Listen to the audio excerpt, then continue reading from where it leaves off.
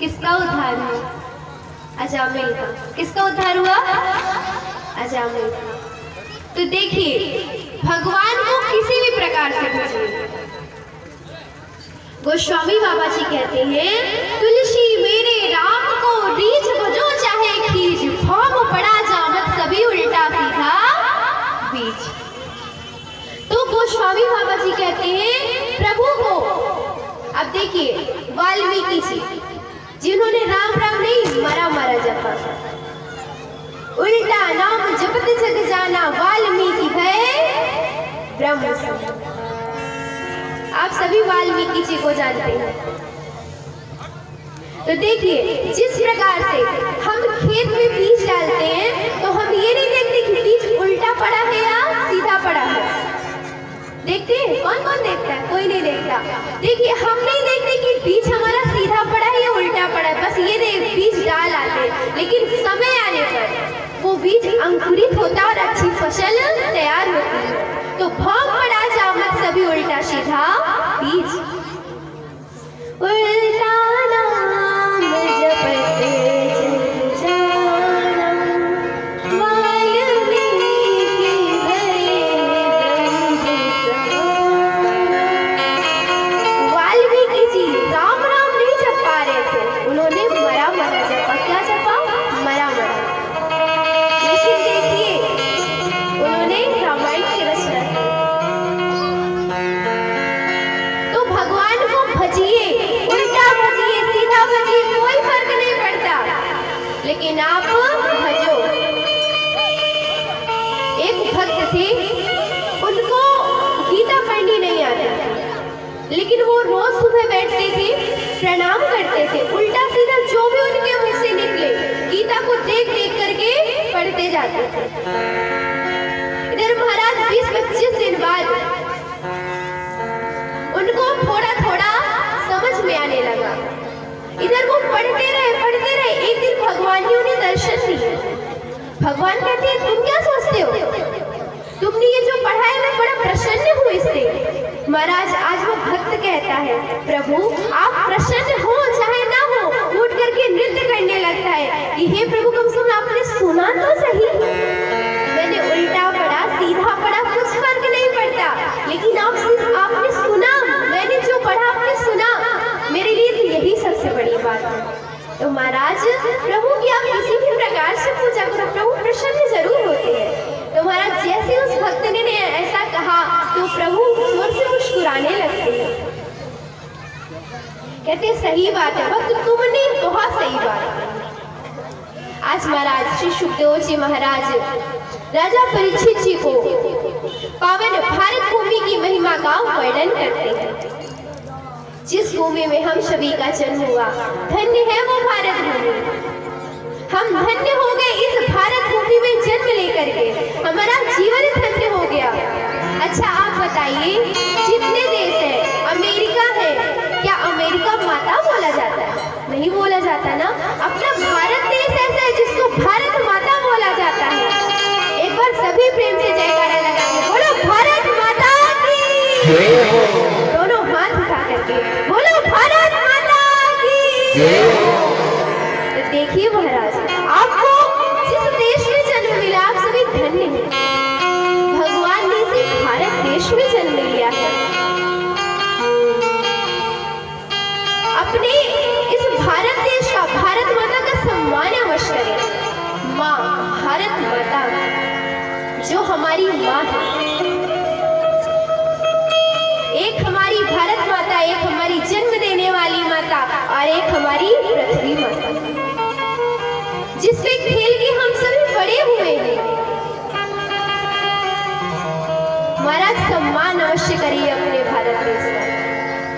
इसके बाद श्री सुखदेव जी महाराज राजा परीक्षित जी को नरकों का वर्णन करते हैं। नरक कितने प्रकार के होते हैं किसी को पता है? हाथ उठाइए किसी को पता है तो।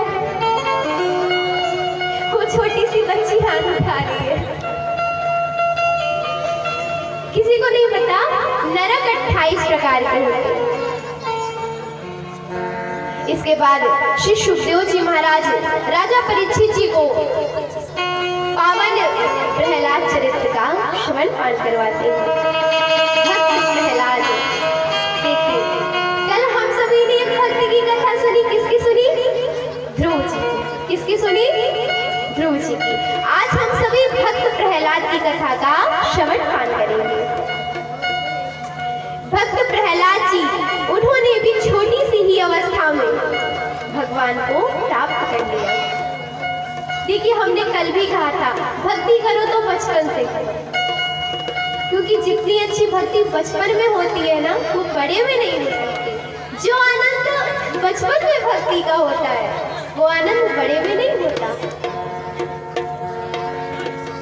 महाराज प्रहलाद जी के पिता हैं हिरण्यकश्यप। ये हिरण्यकश्यप कौन है? हिरण्याक्ष के भाई। इनके माता पिता है दिति और कश्यप।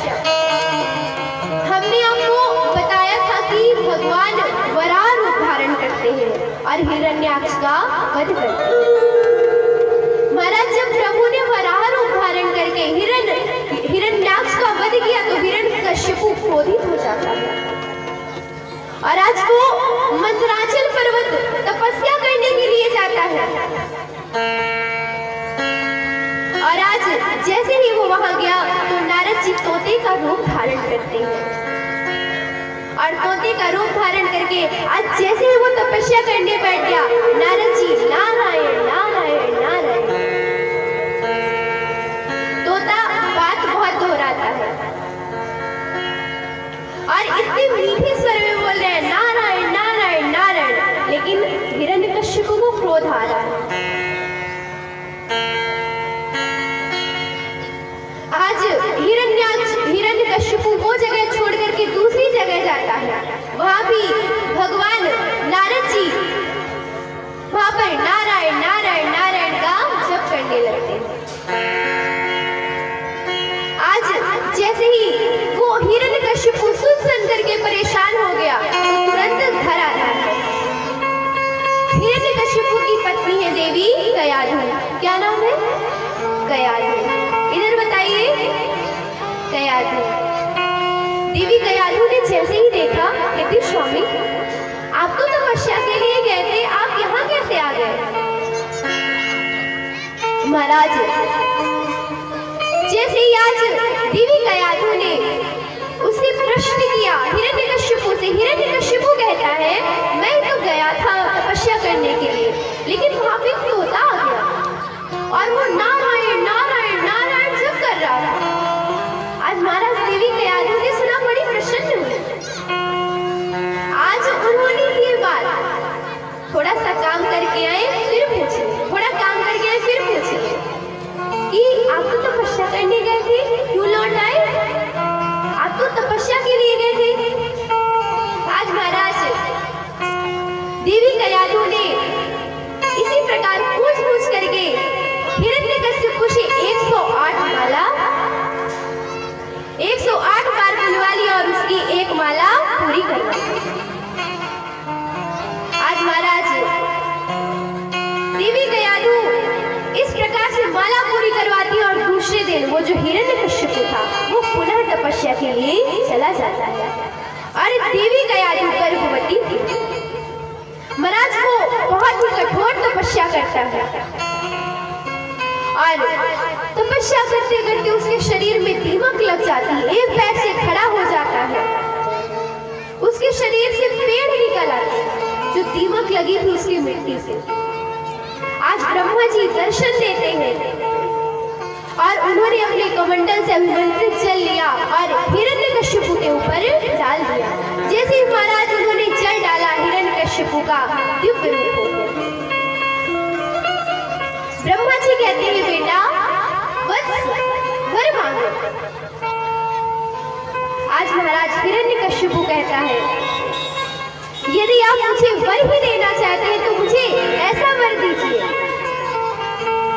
कि ना मैं ऊपर मरूं यानी आकाश में, ना मैं नीचे मरूं, ना मुझे नर मारे ना पशु मारे, ना मैं अस्त्र से मरूं ना शस्त्र से मरूं, ना दिन में मरूं ना रात में मरूं। महाराज आज ब्रह्मा जी विचार करते हैं कि हिरण्यकश्यप ने कैसा वरदान मांगा, लेकिन वो जानते थे मैं यदि इसको वरदान दे दूंगा तो भगवान नारायण उद्धार अवश्य करेंगे। आज महाराज ब्रह्मा जी ने उसे कह दिया तथास्तु। उसे जैसे ही वरदान मिला वो तो मतवाला हो गया। आज निडर होकर के सब जगह टहलने लगा। उसने इंद्रासन पर अपना आधिपत्य स्थापित कर दिया। स्वयं वायु देवता से घर की सफाई करवाने लगा। जब उसको गर्मी लगती तो पवन देवता उसे हवा देते। जब वो आकाश की तरफ देखता तो आकाश सुंदर सुंदर चित्र दिखाते, बादल उसे सुंदर सुंदर चित्र दिखाते। महाराज सब देवता डर गए और वो भगवान नारायण के पास गए, प्रभु इस हिरण्यकश्यप ने बहुत अत्याचार कर दिया है, प्रभु आप कल्याण करिए। प्रभु कहते हैं इसकी पत्नी के गर्भ से, देवी कयाधु के गर्भ से मेरे भक्त का जन्म होगा। आप परेशान मत होइए। जब ये दुष्ट मेरे भक्त को परेशान करेगा तो मैं अवतार अवश्य ग्रहण करूंगा और इस पापी का भी उद्धार करूंगा। महाराज इधर प्रहलाद जी का जन्म होता है और प्रहलाद जी बचपन से ही भक्त थे। उनको हिरण्यकश्यप ने संडामर्क के यहाँ शिक्षा के लिए भेजा। प्रहलाद जी को जो याद करवाया जाता तो उन्हें तुरंत याद हो जाता था। अच्छा, जब आप सभी को किसी काम को करने में डर लगे तो आप एक चौपाई बोला कौन सी? कवन सुकाज कठिन जग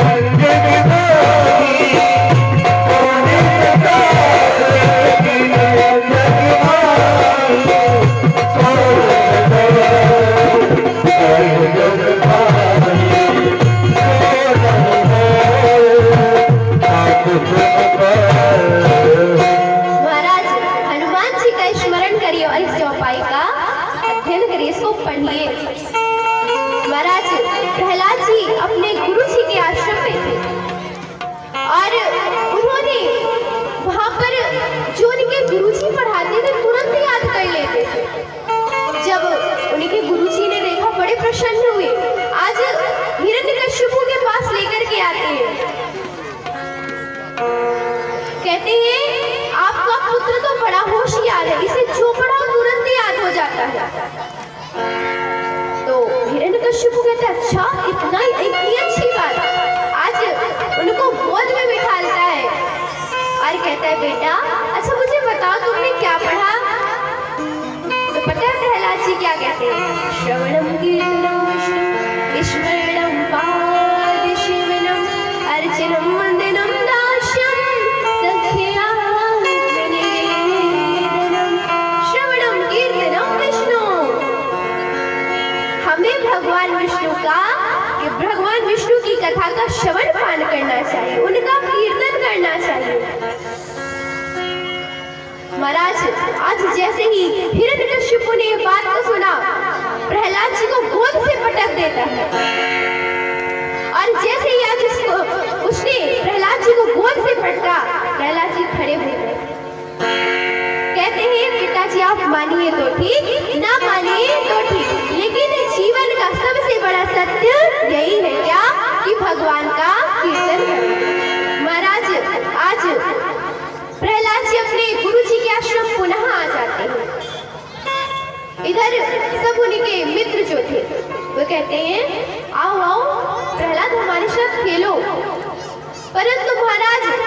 जी कहते नहीं नहीं, मैं नहीं खेलूंगा, मैं तुम्हारे साथ खेल नहीं सकता। तो उनके मित्र कहते क्यों प्रहलाद? कहते इधर आओ।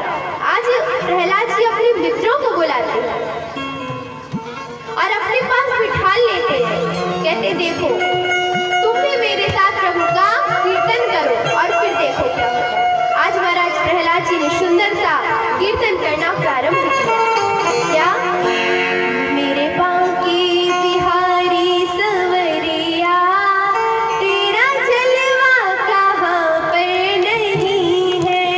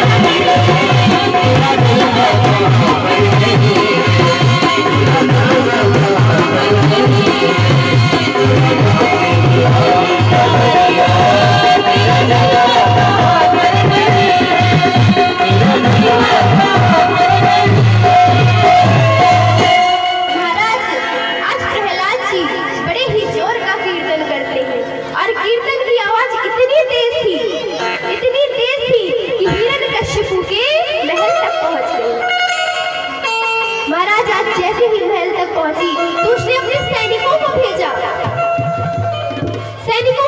कहता देखो जाओ जाओ कौन कीर्तन कर रहा है, जाकर के रुकवा दो। आज महाराज सैनिक आते हैं और जैसे ही उन्होंने उन कीर्तन करते हुए भक्तों को छुआ तो वो उतने में रुक जाते हैं और इतने उसमें रुक के उसमें मदहोश हो जाते हैं कि स्वयं वो कीर्तन करने लगते हैं। महाराज आज जब सैनिक लौट करके नहीं आए तो हिरण्यकशिपु सेनापति को भेजता है। वो भी जैसे ही आके उन्होंने स्पर्श किया कि वो रुक गए और इसके बाद स्वयं महाराजा हिरण्यकशिपु आता है।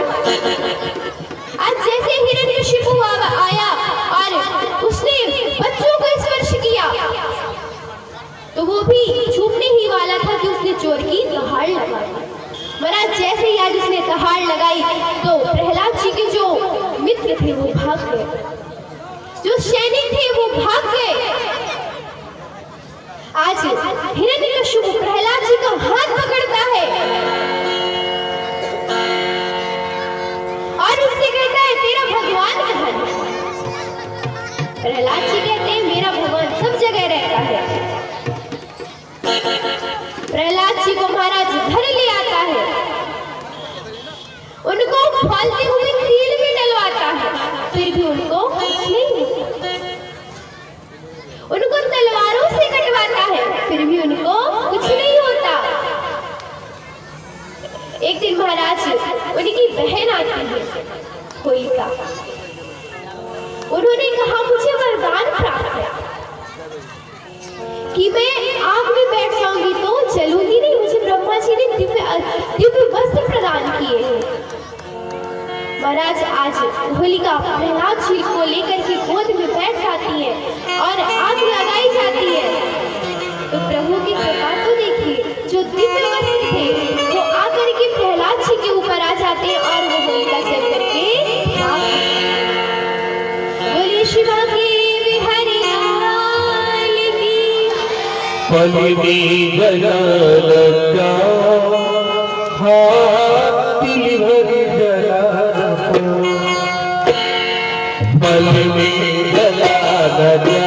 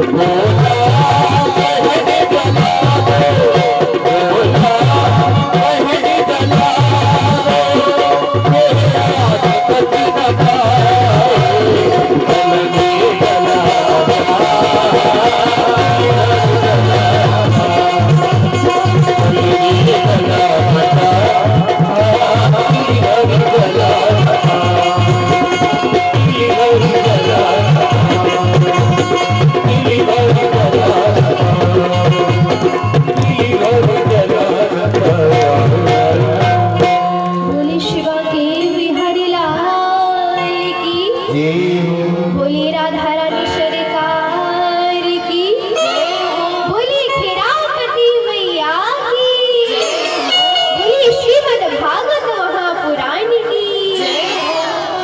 महाराज आज वो होलिका तो जल गई परंतु प्रहलाद जी नहीं जले। और सुबह होती है, उनके मित्र आते हैं और प्रहलाद जी उस राख के बीच से निकलते हैं, तो उनके मित्र उस राख को उड़ा उड़ा करके आज खेलते हैं प्रहलाद जी के साथ और हम सभी होली मनाते हैं। महाराज आज कुछ दिन व्यतीत हुए, अब वो हिरण्यकश्यप हार चुका था। वो एक दिन क्रोध में आया, कहता है प्रहलाद इधर आ। अच्छा तू निरंतर उनका स्मरण करता है, बता तेरा देवता कहाँ है? तो प्रहलाद जी कहते हैं मेरा देवता सब जगह निवास करता है, कण कण में वास करता है, जहाँ उनके भक्त बुलाते हैं वहाँ मेरा देवता निवास करता है। महाराज आज हिरण्यकश्यप घसीट कर ले आया, कहता है क्या तेरा देवता इस खंभे में निवास करता है? महाराज प्रहलाद जी कहते हैं हाँ हाँ मेरा देवता इस खंभे में भी निवास करता है। आज महाराज हिरण्यकश्यप ने उस गर्म खंभे से प्रहलाद जी को बांध दिया। महाराज जैसे ही आज बांधा तो उस खंभे को फाड़ करके आज नरसिंह भगवान प्रकट होते हैं। बोलिए नरसिंह भगवान की। महाराज नरसिंह भगवान उस खंभे के बीच से निकल करके हिरण्यकश्यप को अपनी गोद में लेते और अपने बड़े बड़े नाखूनों से उसका पेट फाड़ने जा रहे थे और कहते याद कर अपने वरदान को, तूने कहा था ना दिन में मरूं ना रात में मरूं, तो देख ये गोद होली बेटा। तूने कहा था ना अस्त्र से मरूं ना शस्त्र से मरूं, देख मैं अपने नाखूनों से मारूंगा। तूने कहा था ना नर मारे ना पशु मारे, देख मैं आधा नर और आधा पशु। तूने कहा था ना आकाश पे मरूं ना धरती पे मरूं, देख तू मेरी गोद में बैठा। ना अंदर मरूं ना बाहर मरूं, देख मैं दहली पे बैठा। आज महाराज उसके वरदान को याद दिलवाते हुए नरसिंह भगवान ने अपने बड़े बड़े नाखूनों से उसके पेट को फाड़ दिया और उसकी आंतों को निकाल करके अपने गले में धारण कर दिया। बोलिए अन्नवाली भगवान की। आज महाराज भगवान नरसिंह बड़े क्रोध में थे और प्रहलाद जी आते हैं और प्रणाम करते हैं, कहते हैं मेरे पिताजी को मोक्ष गति प्रदान कीजिए। और आज नरसिंह भगवान इतने ज्यादा क्रोध में थे कि समस्त देवता आते हैं और उनकी स्तुति करते, फिर भी भगवान प्रसन्न नहीं होते। आज माता लक्ष्मी को बुलाया गया। माता लक्ष्मी जैसे ही पैरों से आरती उतारना प्रारंभ करती है, जैसे ही मुख तक पहुंचती है, भगवान ने जोर से दहाड़ा, माता डर गई लेकिन हाथों से खाली छोड़। महाराज जब किसी से भगवान नहीं माने तो आज प्रहलाद जी को बुलाया गया और जैसे ही प्रहलाद जी पहुंचे उनका क्रोध शांत हो गया। करनी को मेरे नाम मत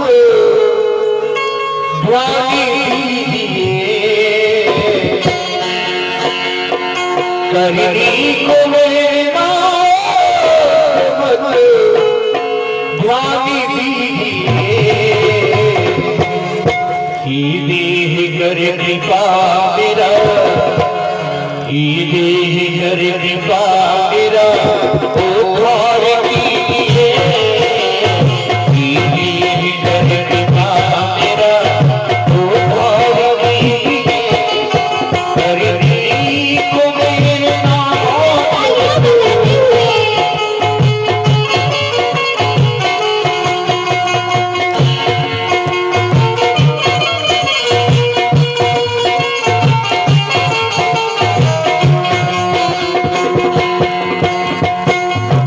प्रहलाद करते हे स्वामी तू ही मेरे नाम का मालिक,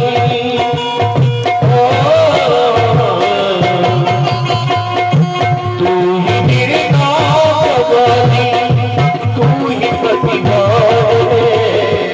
शाम तेरे भरोसे मेरा परिवार,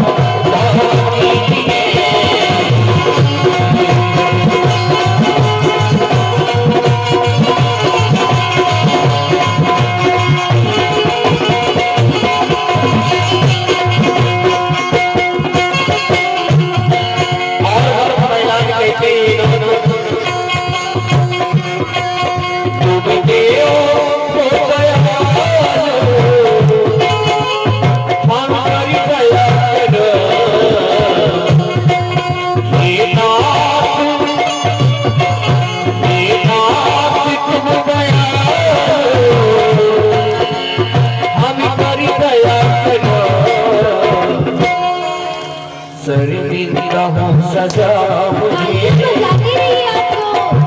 देखिए भक्त का भाव है। भक्त कहता है कि नाथ मेरे कारण आपको आना पड़ा, आपको इतना कष्ट उठाना पड़ा, इसलिए ही स्वामी शर्मिंदा हो सजा मुझे जो कह दीजिए।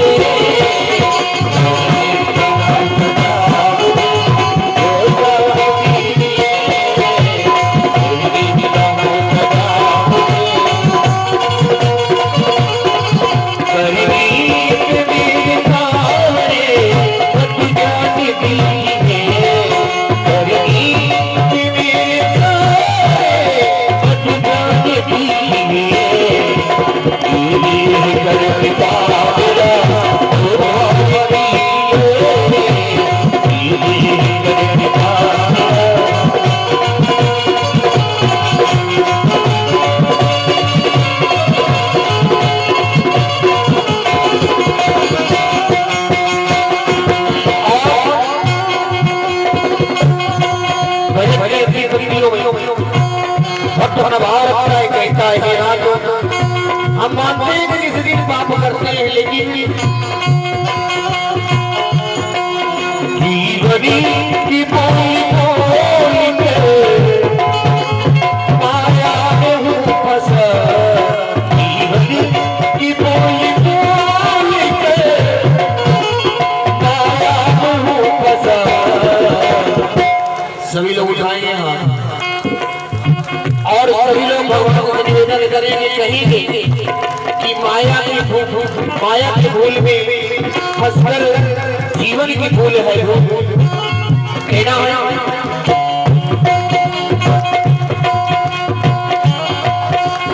निर्बल के हाथ थाम कर, निर्बल है हाथ थाम कर उसको दीजिए। निर्बल है हाथ थाम कर उसको दीजिए। निर्बल है हाथ थाम कर उसको दीजिए।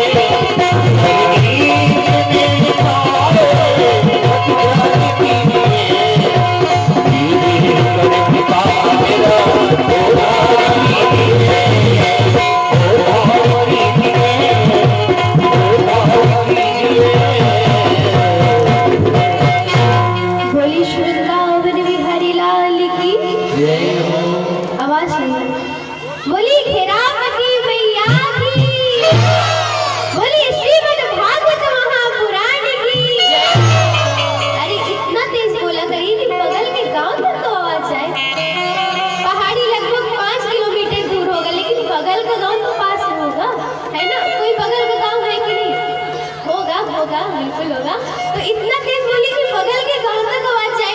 हमें लगता है आपके ही गांव में आवाज नहीं जा रही है। कम से कम तेज बोला करिए। बोली खिरापति मैया की जय हो। बोली श्री बांके बिहारी लाल की। बोली राधा रानी सरकार की। बोली श्रीमद् भागवत महापुराण की। अब थोड़ा लगा कि आवाज आई। महाराज आज भगवान नरसिंह जी ने भक्त प्रहलाद के लिए सुंदर सा अवतार नरसिंह रूप में लिया और उन्होंने उनके पिता को मारा, क्योंकि वो प्रहलाद जी को बहुत सताता था।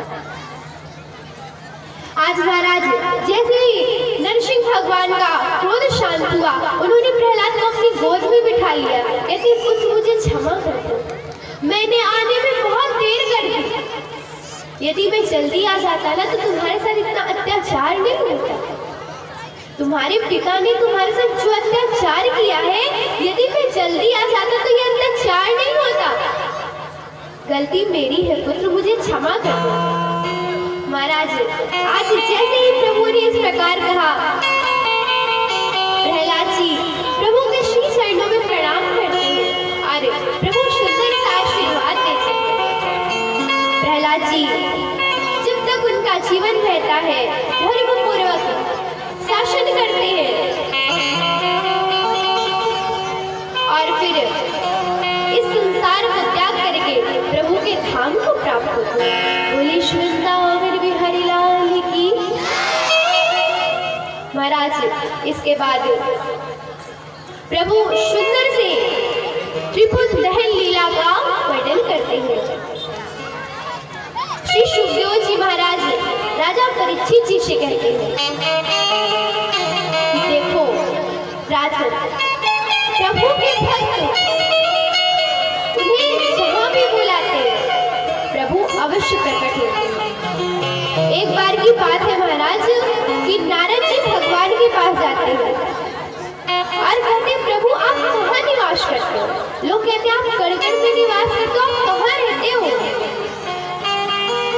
ध्यान से सुनिए सभी लोग, अभी एक बाद में मिलेगा जब जन्म होगा। तो जब नारद जी ने इस प्रकार से पूछा तो आज नारद जी से भगवान कहते हैं, ना हम वशाम वैकुंठे योगी नाम हृदये नचा मद भक्ता यत्र गायन्ति तत्र तिष्ठति नाम। भगवान कहते हैं, ना तो मैं योगियों के हृदय में निवास करता हूँ, ना ही मैं वैकुंठ में निवास करता हूँ। मेरे भक्त मुझे जहाँ पुकारते हैं, जहाँ मुझे याद करते हैं, मैं वही निवास करता हूँ। महाराज आज भगवान नारायण ने नारद जी को सुंदर सा उपदेश दिया। इसके बाद श्री सुखदेव जी महाराज राजा परीक्षित को पावन गजेंद्र मोची की कथा का श्रवण पान करवाते हैं। एक पर्वत में एक गजेंद्र अपने पूरे परिवार के साथ निवास करता था। एक दिन उसे प्यास लगी तो वो अपने समस्त परिवार को लेकर के नदी में पानी पीने के लिए गया। आज महाराज जैसे ही वो नदी में पानी पीने के लिए घुसा तो उसका पैर एक ग्राह पकड़ लेता है। ग्राह जानते हो अपने? ग्राह कौन है? ग्राह किसे कहते हैं? किसको? किसे कहते हैं ग्राह? घर को ग्राह, ग्रह नहीं, ग्राह, ग्राह मगरमच्छ। एक मगरमच्छ जो पानी के अंदर से आकर के उस गजेंद्र का, हाथी का पैर पकड़ लेता है।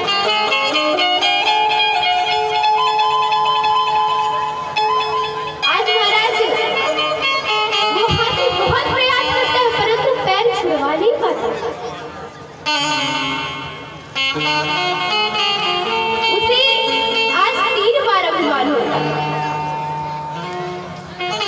पहली बार अभिमान होता है उसे अपने शरीर का। महाराज हम भी इस तालाब में हैं और हमें भी अभिमान होता है। ध्यान से सुनिएगा कब कब अभिमान होता है। एक बार उसे अपने शरीर का अभिमान होता है कि मेरा शरीर तो बहुत बड़ा है। महाराज आज उसे जब शरीर का अभिमान हुआ तो वो ग्राह पैर घसीटता जाता है और आज हाथी डूबने लगता है। फिर महाराज उसे अभिमान होता है कि मेरा वजन बहुत है, मैं तुरंत बाहर निकल आऊंगा। लेकिन महाराज वो बाहर नहीं निकल पाता और वो डूबता जाता है। तीसरा उसे अभिमान कब हुआ? तीसरा अभिमान होता है जब उसके परिवारीजन वो मदद को बुलाता है लेकिन किसी ने उसका साथ नहीं दिया, सब उसे छोड़ करके चले गए। इसी प्रकार हमारा जीवन, हम इतना अभिमान में चूर हो जाते हैं, इतना जीवन में अभिमान करते हैं कि सब भूल जाते हैं। और जिन पर हम विश्वास करते हैं ना परिवारीजनों पर, जब समय आता है ना सब छोड़ करके चले जाते हैं। आज महाराज जैसे ही परिवारीजन छोड़ करके गए, आज तो वो गजेंद्र बहुत दुखी हो गया क्योंकि जिस पर उसे इतना विश्वास था कि मेरे, चलो अच्छा मेरा शरीर नहीं साथ दिया, मेरा बल नहीं साथ दिया, मेरे परिवार के तो साथ देंगे। महाराज किसी ने